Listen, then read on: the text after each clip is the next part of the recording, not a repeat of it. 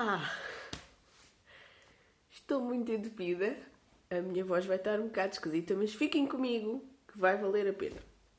Tenho algumas coisas que eu queria comentar. Olha, hoje nem sequer fiz apontamentos. Vamos ter aqui o visitante do costume, que está numa de estar a queixar-se que não tem comida suficiente. Tem, está gordo, mas está numa de amarrar o burrinho, como se costuma dizer. Então, falar do Japão e da cultura japonesa. Olha, há muitas coisas que eu quero fazer em 2020 que ficaram assim a marinar na minha cabeça em 2019 e em 2020 é que elas vão mesmo acontecer. Uma delas é comprar um tripé decente para vocês deixarem de ver vídeos a tremer. Talvez até melhorar o equipamento, que é uma coisa que eu não tenho tido possibilidades de fazer, que isto de trabalhar honestamente e não assaltar bancos mal dá para viver. Mas há muitas outras maneiras de não assaltar bancos e continuar a jogar nesse campo. Mas enfim, olha, e até a propósito um bocado disso. Eu recentemente fui abordada por umas pessoas que me devem ter encontrado na internet, provavelmente até nem foi no YouTube, porque acho que devido à faixa etária das pessoas provavelmente não assistiam ao meu canal do YouTube. Mas não sei se foi pela Embaixada do Japão, se foi pelos meus livros, alguma coisa, não sei. Elas não clarificaram isso. Mas o que acontece é que me contactaram e contactaram-me assim com uma linguagem do género. Eu não quero enganar-me, mas parafraseando é aquela coisa do género. Nós queremos comprar-lhe viagens ao Japão. Vimos dizer que as suas viagens são boas e queremos comprar viagens ao Japão. Isto foi um telefonema. Então, a minha primeira reação foi como é que tem o meu número de telefone? Porque o meu número de telefone é pessoal. É tipo para os meus sobrinhos, quando precisam que eu vá buscá-los à escola ou qualquer coisa desse género. Estão a perceber? Não ando para aí a pôr no meu telemóvel em todo lado. Então, a primeira pergunta como é que é? E o que eles disseram foi sim, mas não nos pode dizer como é que são as suas viagens.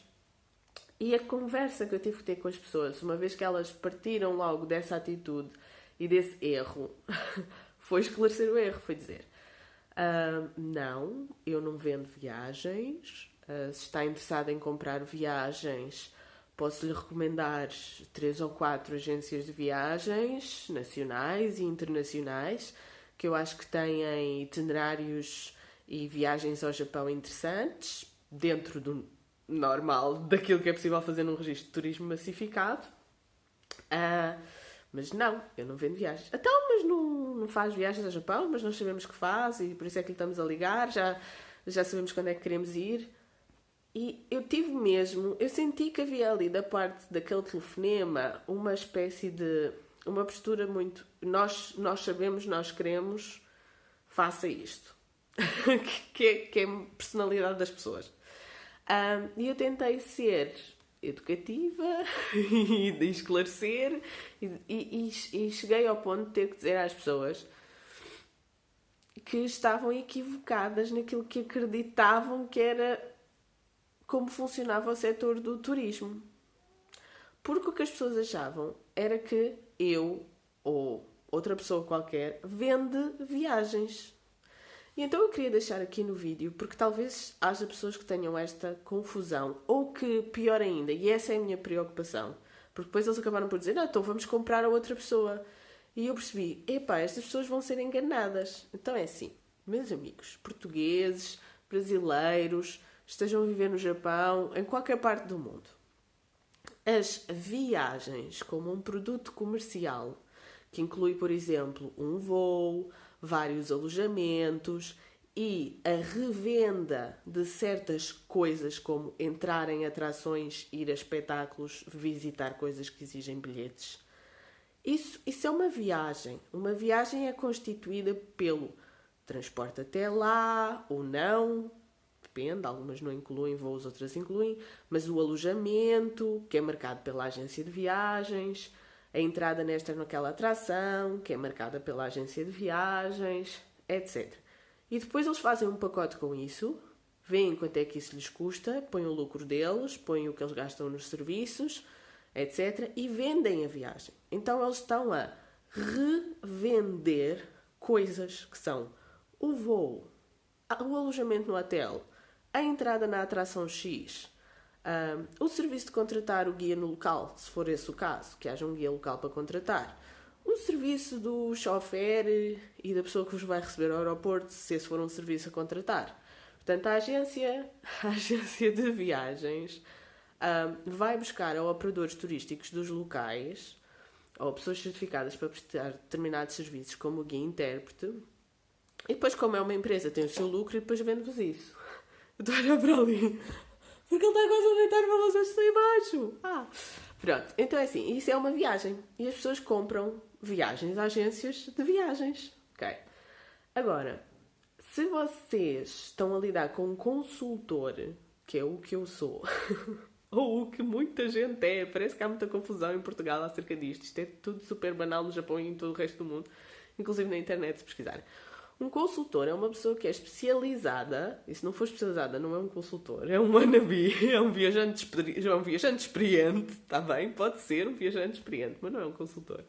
Um consultor tem que ser especializado, senão não sabe daquela coisa profundamente. E no meu caso eu sou especializada no Japão. Então as pessoas vêm ter comigo, podem ter até já comprado numa agência de viagens o pacote de voo mais alojamentos. E nesse momento, ou podem não ter, mas podem até ter feito isso. E nesse momento vêm ter comigo e dizem: Inês, eu vou estar durante este período no Japão. Já comprei o voo e os alojamentos nesta agência de viagem com este pacote. E é isto que está definido. E eu agora quero saber o que fazer, como tornar a minha viagem ao Japão boa, consoante aquilo que eu gosto e que eu quero fazer. E eu trabalho com aquela pessoa aquilo que é a personalidade dela, os gostos dela, até as preferências dela, a gestão do orçamento dela, se é em família, se é sozinha, se é com amigos que vai, etc.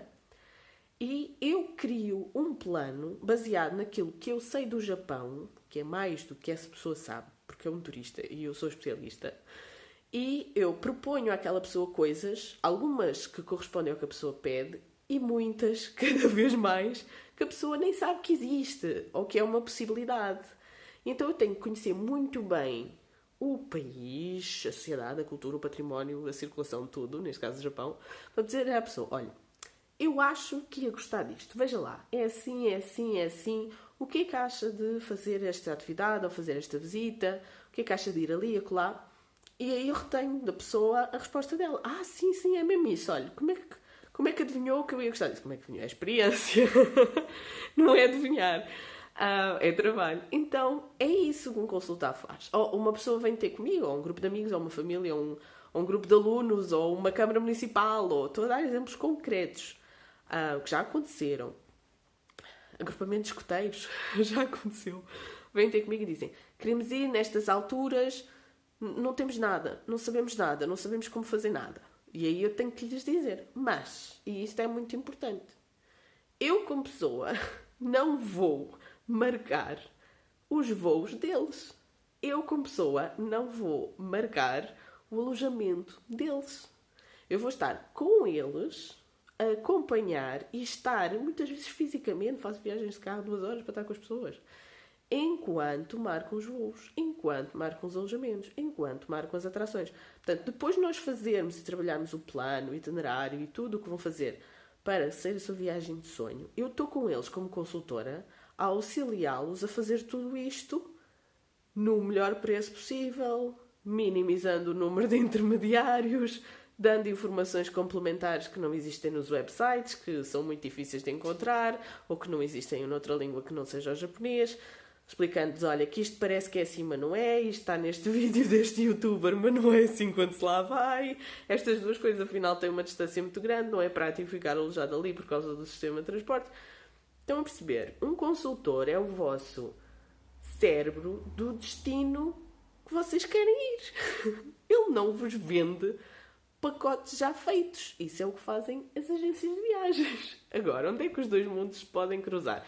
E onde é que aquelas pessoas daquele telefonema tinham algum fundo de razão nas suas crenças? Se calhar elas acreditavam que as agências de viagens em Portugal, e em particular porque eles são portugueses, contratavam consultores. Mas não contratam, pelo menos para o Japão. Não vou dizer outros sítios porque eu não sei de outros sítios. Mas para o Japão não há. Eu passei anos à procura. Não há. Eu apresento-me e vou e candidato-me e não sei o quê. Não há. Eles não querem ter consultores. Têm funcionários das agências de viagens.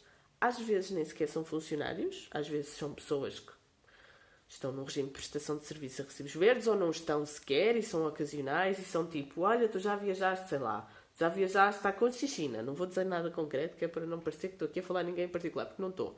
Tu já viajaste à Conchichina. Já foste à Conchichina, portanto sabes levar pessoas à Conchichina. Este é um portanto muito grande. Então, olha, se nos aparecer alguém para ir à Conchichina, tu fazes esta viagem com eles, porque já lá foste. E esta pessoa tem relações muito diversas, às vezes não tem contrato, às vezes tem. Não são consultores, são viajantes experientes. Não sei, depende da pessoa e depende do sítio se pode funcionar ou não, mas não são consultores. Pode funcionar, mas será sempre uma pessoa que vai com vocês, não um consultor que vos prepara o programa da viagem. As agências de viagens em Portugal não entendem como é que funciona a figura do consultor, geralmente prescindem do consultor. Porquê? Porque não é tecnicamente necessário, não é ilegal ter programas à venda que não foram feitos, nem supervisionados, nem aconselhados por um consultor, não é. Eles fazem isso. Outra coisa que fazem é prescindem do consultor para cortar custos e porque acham que, contactando os operadores turísticos no destino, compram os serviços.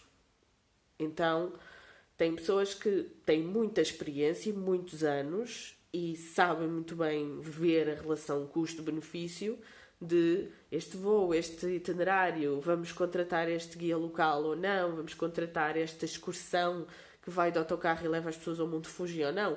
Portanto, as agências contratam serviços que existem lá no destino e depois vendem-vos a viagem, retendo o benefício deles de serem revendedores desses outros produtos. Não é que vocês não tenham acesso a isso.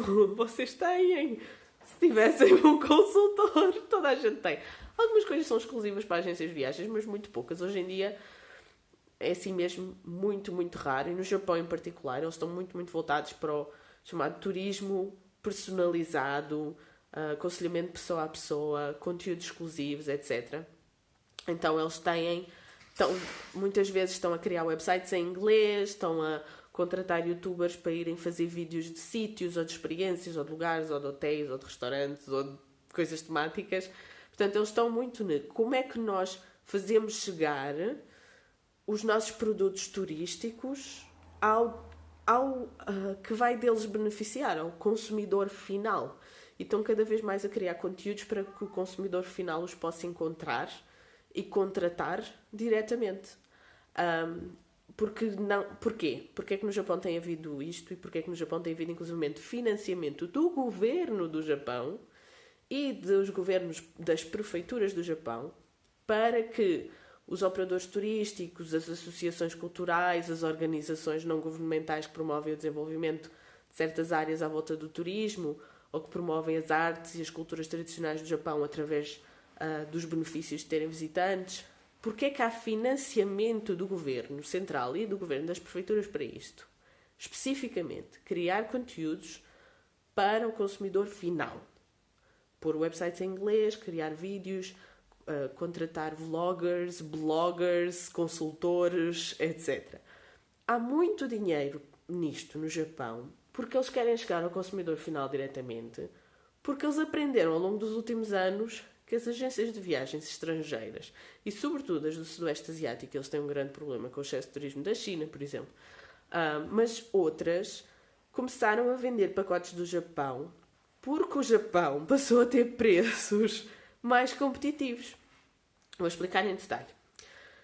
Houve layoffs de grandes companhias aéreas. Os profissionais das companhias aéreas foram para companhias low cost. Houve layoffs de grandes empresas, criaram-se empresas mais pequenas que fazem experiências mais próximas, de fazer coisas como um templo que agora passou a receber pessoas, que passou a fazer workshops de gastronomia, que vende produtos, qualquer coisa. Estão a ver? Então, passou a haver coisas mais pequenas e com um preço de final para o consumidor mais barato, que permite que a revenda tenha a margem de lucro, que permite que alguém queira revender aquilo. E, quando isto começou a acontecer, o Japão começou a, internacionalmente falando, no turismo global, passou a ser um destino que passou do super, super luxo para uma gama média alta. Então o Japão passou a ser um destino que passou a estar presente em agências que normalmente só vendiam viagens de gama média alta, mas não vendiam as viagens de luxo. O Japão de antes não era vendido como destino turístico por tantas agências assim. Os últimos 10 anos modificaram muitas coisas. Sobretudo os últimos 5 anos. Aí é que se viu mesmo. Porque aí bateu nas economias médias, como a economia portuguesa é agora. Fraca ainda, mas pronto. O Japão começou a aparecer como uma coisa que a classe média conseguia sustentar. A classe média conseguia visitar o Japão. Já não era só uma coisa de luxo, porque havia alojamentos mais baratos, restaurantes mais baratos, experiências mais baratas, possibilidades de transporte, etc. Então, quando o Japão começou de uma maneira global, ser mais popular para os turismos da classe média, isso significou que as agências pensaram que tinham mais mercado e, portanto, começaram a vender mais ao Japão e começaram a comprar estes serviços dos operadores primários, dos providenciadores diretos e primários do serviço, e começaram a criar pacotes e a vender estes pacotes das viagens. E as pessoas começaram a ficar com a ideia de que podem ir ao Japão, o que é bom, porque quem trabalha para divulgar a arte, a cultura, a história e a sociedade do Japão junto de outras pessoas como eu, como eu dediquei os últimos anos da minha vida a isso, as pessoas que trabalham nisso gostam que o Japão esteja mais acessível, mas também têm o interesse de ver que as coisas funcionam para os dois lados. O turismo ser muito e vir através de agências estrangeiras não tem funcionado no Japão. Ou seja, a sociedade japonesa reagiu ao excesso de turismo e ao estilo do turismo que era com espera lá, mas nós não queremos aceitar isto tudo. Porque tinham, lá está, demasiados turistas chineses, demasiados turistas vindos de agências ocidentais que só estavam a vender o Japão como destino e não a preparar as pessoas para conhecer o Japão ou a dar o Japão real a conhecer às pessoas. Por um lado, alguns operadores japoneses acharam que isto era ótimo, porque podiam vender um postcard Japan, uma versão do Japão que caía melhor na audiência internacional, mas não precisava de ser autêntico ou verídico sequer. Mas outros, e eu acho que isso é a maioria, acham que isto está a desvirtuar o próprio Japão e que é um bocado insultuoso para a cultura japonesa. Então aí acham que isto de não ter nenhum tipo de supervisão na narrativa que se conta sobre o Japão é uma coisa que eles já não estão a aceitar muito bem. E estão a perceber que é um bocado excessivo. E pronto, e começou a haver mais aquelas coisas tipo os restaurantes que não aceitam os estrangeiros ou... De uma maneira geral, o que eu noto no Japão é que eles não reagem a quem não os faz sentir bem de uma maneira agressiva, nem nada. Eles não tendem a expulsar-os dos sítios. Às vezes expulsam, mas tentam não fazer. Mas não gostam. E depois criam novas medidas, novas legislações, novas limitações que dificultam a vida a toda a gente que lá está, de uma maneira mais prolongada, e é estrangeiro, ou que visita, ou que é turista, ou que quer ser turista, ou que tenta ajudar pessoas a serem turistas lá. Coisas práticas, como aquelas que eu farto de falar aqui no canal, como por exemplo, começou toda a gente a ir a Gion. Exemplo prático. É sempre melhor dar exemplos práticos. Começou toda a gente a ir a Gion. Gion, que é um bairro em Kyoto, começou a ser vendido como o sítio para ir ver geishas em Kyoto. Quando Gion é só um dos 5 bairros com casas de geishas e nem sequer é o mais antigo ou o mais prestigiado ou com mais património cultural para mostrar. Como eu digo, há 5, Gion é um deles e há pelo menos 2 que eu acho que são mais interessantes do que Gion em Kyoto e que são mais históricos e são mais antigos, etc. Isso é, lá está, a diferença entre irem no mainstream turístico ou arranjarem um consultor especializado no destino X. Pronto, toda a gente ia para Gion. O que é que aconteceu? Começou a haver excesso de turismo em Gion, começou a haver pessoas a fotografarem demasiado, a tentarem entrar em espaços que eram privados ou simplesmente a andarem no espaço público, mas a serem um bocado paparazzi e a incomodarem as pessoas que vivem e trabalham ali. Agora, em certos sítios de Gion, restrição à fotografia. Não é têm que apagar a fotografia do telemóvel, é mesmo proibido de todo tirar fotografias. E eles são muito intensos na maneira como aplicam as regras. Portanto, estão a ver essas confusões. Isto começou tudo por causa daquela chamada telefónica. Depois eu lá dei a entender às pessoas que eu era consultora, não vendia viagens, que isso não era legal fazer sequer, que eu respeitava as regras e que eu teria muito gosto de me reunir com eles, como faço com todas as outras pessoas, e acompanhar o processo deles para criarem a viagem ideal para eles ao Japão e prestar os meus serviços. E essas pessoas terminaram numa, então se não vende, vamos comprar a outro. E que eu ainda tentei saber, mas tenha cuidado porque isso não é assim. Pode realmente comprar através de uma agência de viagens um pacote, mas não procuro tipo, uma pessoa sem nenhum tipo de noção do que é que está a fazer. Ou que tenha noção do que está a fazer, que às vezes ainda é pior, mas saiba que não está a fazer a coisa certa, mas pronto, isso é com cada um.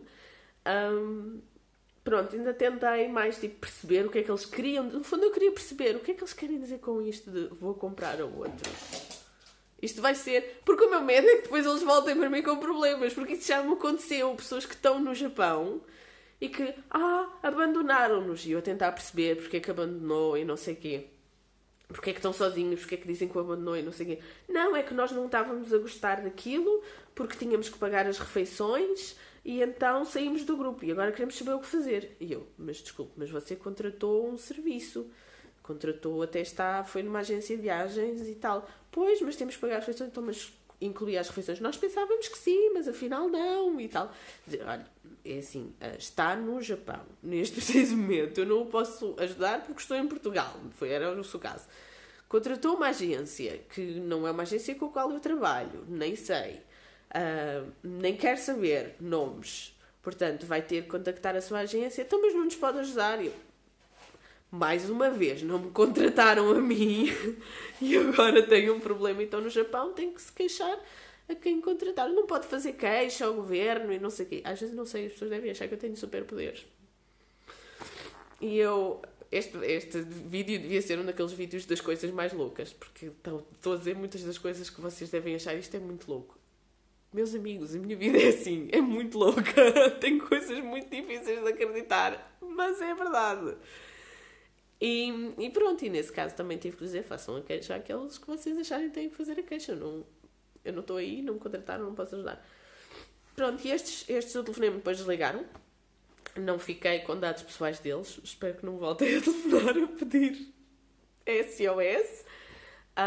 Já agora, um consultor, já agora por dados pessoais, um consultor não deve ficar com os vossos dados pessoais, se for uma pessoa séria. Lá está, vocês é que fazem a marcação das vossas coisas. Um consultor não tem, nem sequer precisa ter o vosso nome. Na verdade, para os meus clientes, a única coisa que eu preciso saber é o número de contribuinte para lhes passar o recibo nas finanças, porque não é obrigatório pôr nome. O número de contribuinte é que é mesmo obrigatório para passar o recibo. Mais nada, eu não preciso e não devo ter dados pessoais de ninguém. Pergunta algumas coisas que podem parecer muito pessoais, como por exemplo, tem alergias alimentares, mas isso é porque quando estou a fazer o plano de viagem preciso de saber de onde é que eles podem comer e o que é que eles podem comer. Pronto. Queria só partilhar isto com vocês, porque realmente as coisas loucas continuam, há muitas confusões e pesquisem, sejam críticos nas vossas fontes de informação e conhecimento, vejam o que é um travel consultant, o que é um especialista de um destino que presta consultoria para muitas outras coisas, incluindo planearem o vosso percurso de aprendizagem num país. A minha vertente, a minha maneira de encarar como mostrar o Japão às pessoas é a minha. Mesmo no caso do Japão, há de haver pessoas diferentes e a fazer coisas diferentes. Por exemplo, eu gosto da parte pedagógica, da arte, da cultura, da história, das questões sociais, de compreender profundamente mesmo o povo japonês e estar muito com as pessoas. Gosto muito, é um desafio muito interessante fazer coisas a pensar num tema literário, por exemplo, uma viagem que passe por vários sítios que são marcados por artistas, por escritores, por poetas do Japão. Essa é uma coisa que me interessa muito e que eu tento sempre incluir como sugestões Porque também tento educar e informar as pessoas que me procuram. Não é só dar-lhes exatamente aquilo que elas pedem diretamente. É pensar mais além daquilo que elas pedem e fazer a experiência delas de visita ao Japão ser uma experiência em que elas ficam instruídas, em que elas ficam mais conhecedoras do Japão real, da geografia, da história, da sociedade das pessoas, lá está como eu digo, da arte, da cultura, ficam mais informadas na consequência dessa viagem do que estariam se fossem por uma via de turismo massificado. E é por isso que é diferente. Mesmo que não vão comigo, mesmo que vão sozinhas, porque isso é que é a maior parte do trabalho da consultoria. Não é ir com elas e, francamente, eu também não posso estar aí sempre porque tenho outros compromissos. Pronto, e era esse insight que eu queria deixar aqui. E as oportunidades de 2020, que são oportunidades porque eu apenas as poderei ajudar-vos a fazer através de certos operadores turísticos que têm estas coisas em aberto durante um tempo limitado e que são japoneses. Portanto, se quiserem aproveitar as oportunidades dos operadores turísticos japoneses que eu conheço e com os quais eu colaboro no Japão, contactem-me, porque as oportunidades para 2020 estão a acabar. Elas acabam muito cedo, para o ano todo. Pronto, e uma grande beijoca e eu vou curar-me da minha constipação.